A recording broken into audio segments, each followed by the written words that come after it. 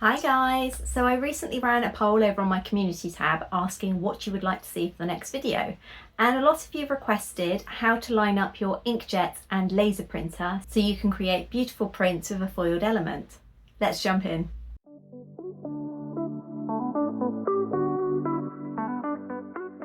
Before we get started, I want to say a big thank you to Cutz for sponsoring today's video. I love their products and have been using them since I started in 2013. Check the links out in the description box to try them for yourself. Before I had my Canon, it was really tricky getting my Epson inkjet and Brother laser printer to line up correctly. More often than not, the foiled element was way off, and it meant that I could never achieve the results I wanted. I developed a technique where I measured where each printer printed the same item on the same size piece of card. I could then use these measurements to offset the laser design so it lined up with the inkjet part when printed. Every now and then the printer will take the card or paper at a slight angle, meaning the calculations are thrown off. But for the most part, this works. Let me show you what I mean. We're going to start in Affinity Designer with a blank A4 page. Select the rectangle tool and whilst holding down the Shift key, make a square. The size isn't important, it just needs to be around 3 cm or 30 mm. Change the colour to something that will contrast with black, like a yellow. Select the square and hold down Ctrl and J to duplicate. Drag one of the squares to the top left, making sure that there is plenty of space around it, and then with the remaining square, do the same on the right. Select both squares and make sure that they're centrally aligned to each other, then right-click and group. Make sure the squares are highlighted and then you want to hold down Ctrl and J again to duplicate the squares. Change the colour of these squares to something that contrasts with both the yellow and the black, perhaps a pink. This will make it easy to see what is the top and bottom of your print when it is moved on to the laser printer. Select one of these sets and move them to the bottom of the page. Select all squares on the page and centrally align, then right-click and group. Lastly, you want to align all squares to the middle of the page. You can do this with the central and vertical alignment tools. Now print this on your inkjet printer. The same media that your final design is on, as thickness and weight will impact how it is taken through the rollers to print.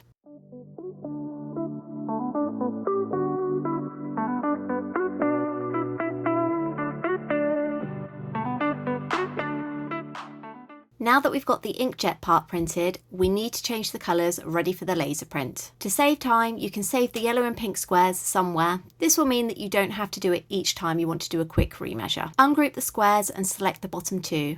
Change their colour to 100% black. Select the top squares and change them to 50% black. Save this file somewhere as laser alignment test print to save you having to do it again. This is the tricky part, as you need to be familiar with how your laser printer prints. Some will print the bottom of the design first and others the top part. This is important because it will affect how you feed the paper in.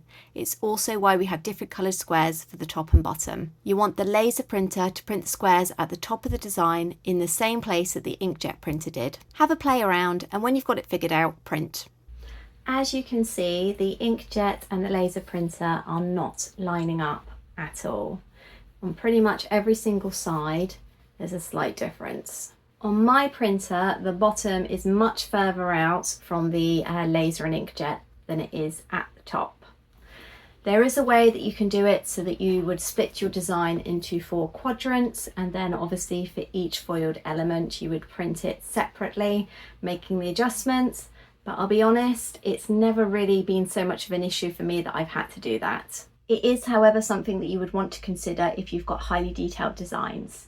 Another thing to note is that larger designs are definitely more forgiving when it comes to trying to overlay and match up the inkjet and the laser portion. Next up, we're going to go along and measure how much these laser and inkjet squares are from each other and then just note it down straight onto the card. Just in case you're curious, the margins on my Canon IP8750 inkjet are perfect all the way round. My Brother laser printer, however, is out by almost 2 mm in some areas. Using the MP tray at the front does improve this, so make sure you use this option if your printer has it. Now you've made a note of the different measurements, you can figure out how far you need to push the laser part of the design over on both the vertical and the horizontal axes. If you've got wildly differing measurements in each of the sections, then I would go for an average. I know I'm quite lucky as the overlap from both of them isn't too severe. So ideally I would be moving over the design 1mm to the right and 1mm down. I really like adding foiled accents to my cards. I feel it gives a lovely element and professional feel. But if the text doesn't line up, then it can look awful. Here we have a cute new baby card. On the design, you can see that the black part is lined up perfectly with the colour graphic. If I was to print this exactly as it is, we know that it would be out by 2 to 3mm. Now I know I'm lucky as my printers are pretty closely matched, but my old Epson used to be about 7.5mm out and it looked really obvious. So I'm going to show you how to fix this. First, go to the document setup and change measurements to millimetres. Select all the parts of the design you'd like foiled and group. Now head over to the bottom right where you can see this little X and Y transform window. Just in case you need some help, X is the horizontal and Y is the vertical axis. On the X axis, if we add to it, it moves the design to the right, and if we take away from it, it moves it to the left. If you remember, I said that I need to move my design 2mm to the right. So for me, that means adding 2 to the 29.8mm that is already displayed. If I input 31.8mm, it should move slightly to the right. On the Y-axis, if we add to it, it moves the design down, and if we take away from it, it moves it up. If you remember, I said that I needed to move my laser design 1mm down. So for me, that means adding 1 to the 56.9mm that is already there. If I input 57.9mm, it should move it a tiny bit down. Now, the text obviously looks completely out of alignment on the screen, but hopefully this should now work well. I'm going to group them all and then position the card ready to print and remove the orange box that I don't need. Select the group part that you want to foil, right click and cut. Now print your inkjet part exactly as normal.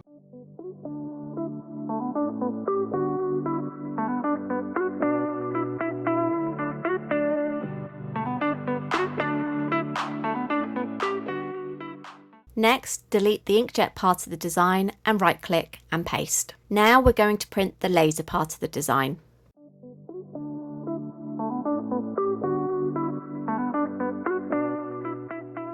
So as you remember, on the screen it looked completely off center. However, when it's been printed on the card, it now looks like it's in the middle.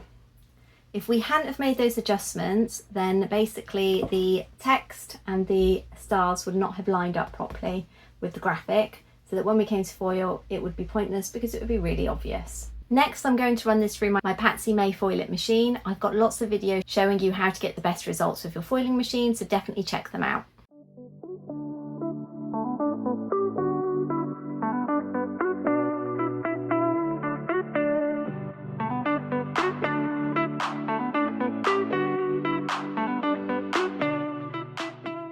As you can see, this has turned out really well. Just look at that beautiful shine there. I think it's turned out much better than if it was just printed. What do you think? The great thing about this technique is that it's not just limited to cards. In fact, some of my favourite things to make are die-cut stickers and badges. I showed you a few weeks ago how to make die-cut stickers with your Silhouette Cameo and the Paper Cutz adhesive photo paper. But did you know that that stuff also foils really well too? There's a slight difference when you're using Silhouette Cameo, as there's no grid for you to easily move the laser part of the design. Instead, it's a case of having to use trial and error to make sure the design is moved enough. As a rough guide, I have the zoom at 100% and then use the keyboard arrows to move. I work on the guide of 1mm per arrow tap, which works pretty well. Remember to remove the inkjet portion before you laser print.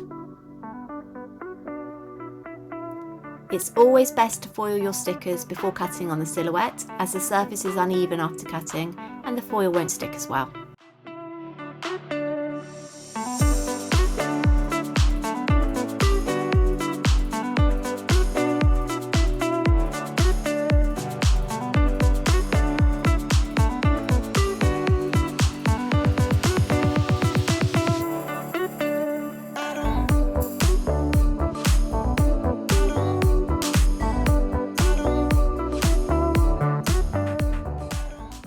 prefer to use Affinity Designer to make my badges, but when you have a foiled element, this needs to be added in Silhouette so you can easily switch between printing the two different designs.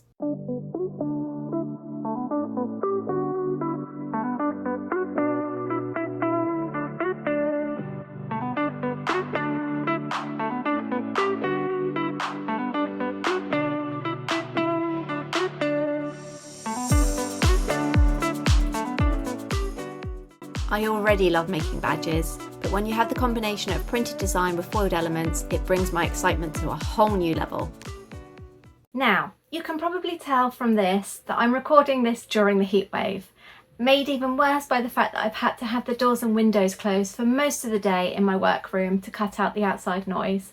I am boiling. In fact, that's probably why I chose these to embellish today, because it is exactly how I feel, like a melting ice cream. However, I don't have the cute little smile. I'm really beginning to flag. I really like how this badge turned out as well, and I think that this design would make some really cute stickers. This is one of the blanks before it goes into the badge maker, and you can see just how shiny it is. I really want to try and make these for Pride next month when I go with Chibi Junior, because I think they would be really cute to perhaps give out. So I think it's pretty clear I love a foiled accent. I find them really versatile, and I think that they just elevate your designs to the next level. They look really professional, and as long as you follow the tips, you should be able to get good results. Back when I used to use my Epson and things didn't line up, I was unable to create designs like this. Now I know that I am lucky because my new Canon printer lines up pretty well, but I used these tricks that I showed you today so that I was able to complete them with my Epson.